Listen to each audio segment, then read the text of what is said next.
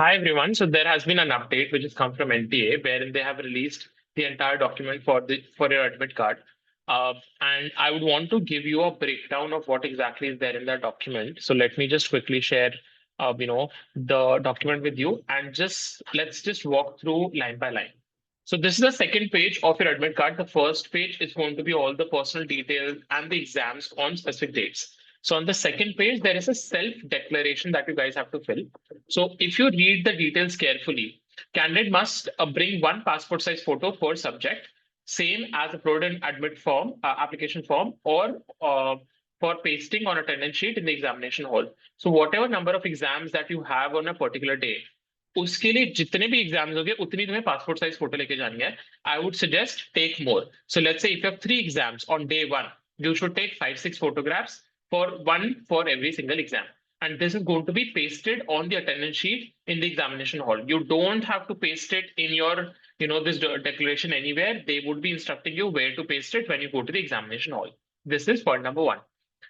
Second point, 40 out of 50 questions are to be marked in all subjects except general test, 50 out of 60 questions in general test. In the event of a candidate marked more than 40 questions out of 50 in all subjects except general test, or 50 out of 60 questions in general test, only the first 40 or 50 questions marked will be considered for evaluation. That means कि whenever जब पहले CBT test होता था computer based, तो computer में automatically function होता था कि they would not let you mark the 41st question. But now because this time they are having an OMR exam, there is no control that they have ki a student can mark how many questions. So you have to be very careful because out of the 50 questions that will be given to you, you only have to mark for first 40 questions, or rather the 40 questions of your preference. So please make sure you mark only those. In case if you mark more, let's say if you have marked 41 questions, they would only be correcting the first 40 questions that you're going to mark. So please be sure of the second point. Third point, candidate must check carefully that the test booklet code printed on the OMR answer sheet is same as printed on the test booklet. So there will be a test booklet, which is essentially going to have the questions. And then there is going to be an OMR sheet, which is going to, in which you're going to be marking the answers. So the print code printed on both of them should be same. अगर नहीं होता, you should report it to the person who is there. तो जो भी वहां पे invigilator होगा, जो भी वहां पे बंदा होगा, उसको तुम्हें रिपोर्ट करना है, बताना है this, both of the things are not matching. This also means that you might get multiple different exams. It is not necessary that you'll only have one single exam. You might have different exams, and there might be different sets for English paper, or let's say all the other papers. So you might have different sets. This is what can be derived from this. Then after that, there are some basic details. So I, this resident of this, do hereby declare. I've read all the notifications and instructions. Then I've also read important instructions for candidate, and you just have to write your name. And यहाँ पे you don't have to sign right now.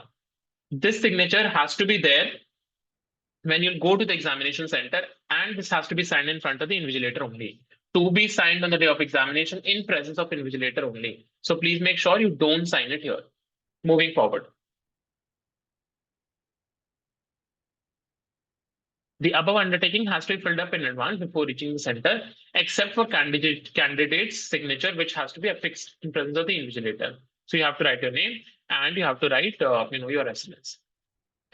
Note, during the examination, no bio break will be allowed. So no toilet breaks is going to be allowed. No water breaks are going to be allowed. So please make sure you are ready while you're sitting for the exam, and you have water along with you so that you don't need a break and you don't have to stand up from a seat or take a break.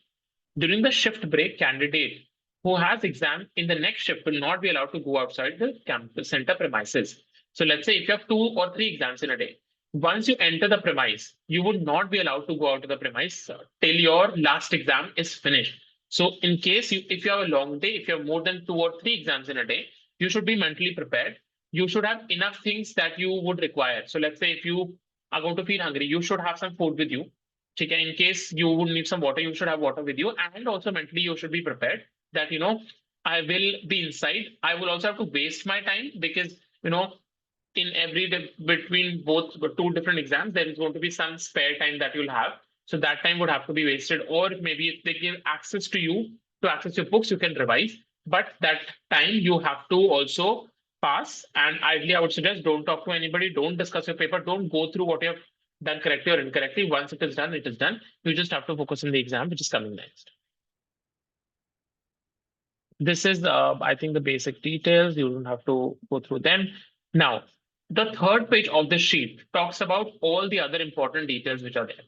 Candidate must reach the center at the time indicated against reporting time in the at the center of the admit card. So please reach on time. I would suggest please reach, at least advance in time so that if there is any issue which is there, you are able to reach the center on time. If you are late, you are going to panic for sure. So please make sure you reach on time. No candidate shall be permitted to enter the exam after the closing time. No candidate shall be permitted to leave the examination hall room before the end of the examination. This I've already discussed.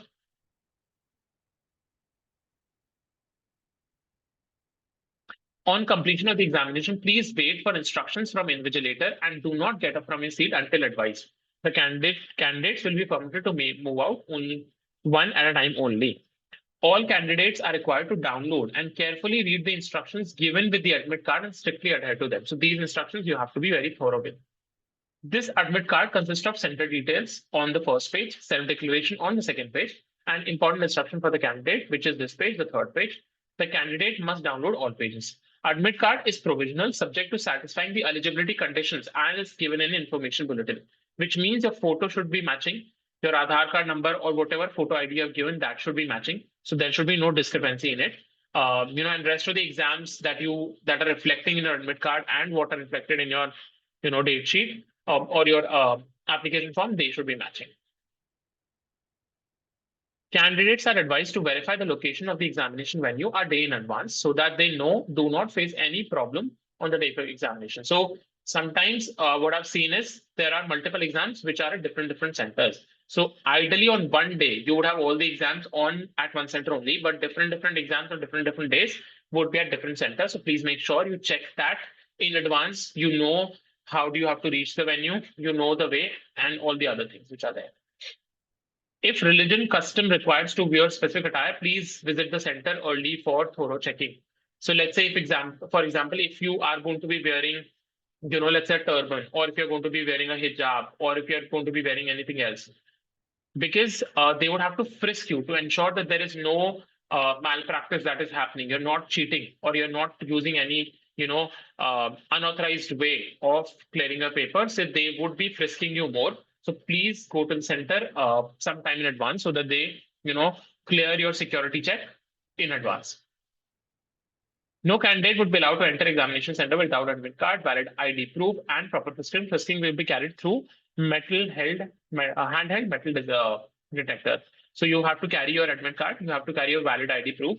ID proof has to be the same which I filled in your admit card. I'm repeating the same. Please be very sure of that.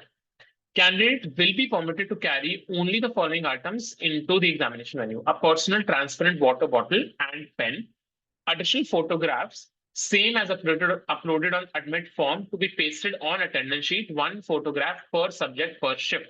So that means for every single exam, you are going to be required having a separate photograph and a separate self-declaration and all the other documents. So please carry enough printouts so that you can submit one printout for every single exam that you have in a day. Admit card along with self-declaration downloaded from LTA, a clear printout on A4 size duly filled in. They have not mentioned if they need a colored printout or a black and white printout, so both of them would work.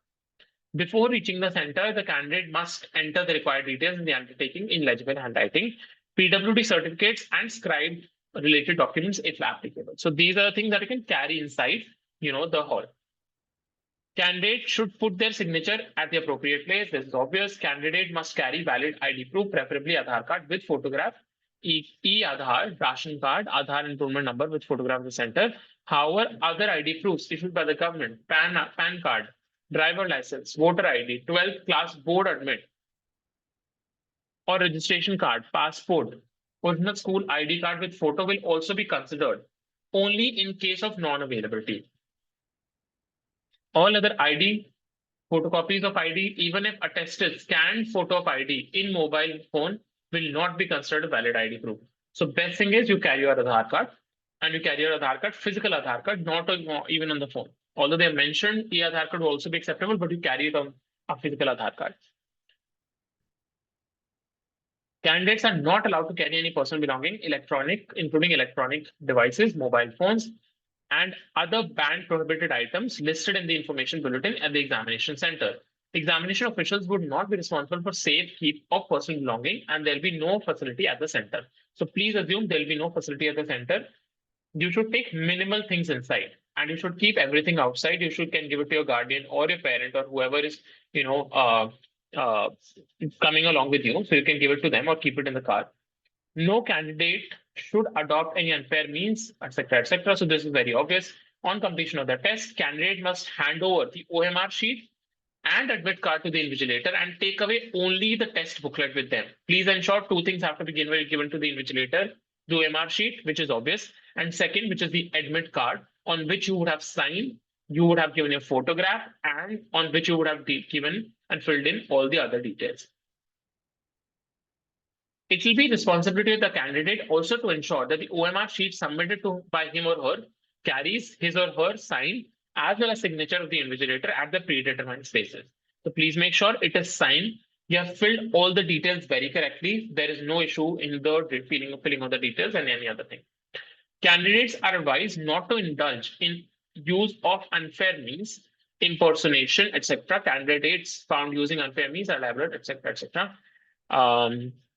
Then they're talking about how they would be monitoring if you are cheating or not cheating, and then the rest of the other details. So please make sure you take note of all the important things which are mentioned in this. So a couple of students were also asking, they have not mentioned when are the exams for the online, uh, subjects going to happen, and when the details of that is of those exams going to come. That is going to come a little later, so please don't be worried. Just focus on what is coming up, which is offline exam, which is an OMR based exam. Just do them well, and I wish you all the best.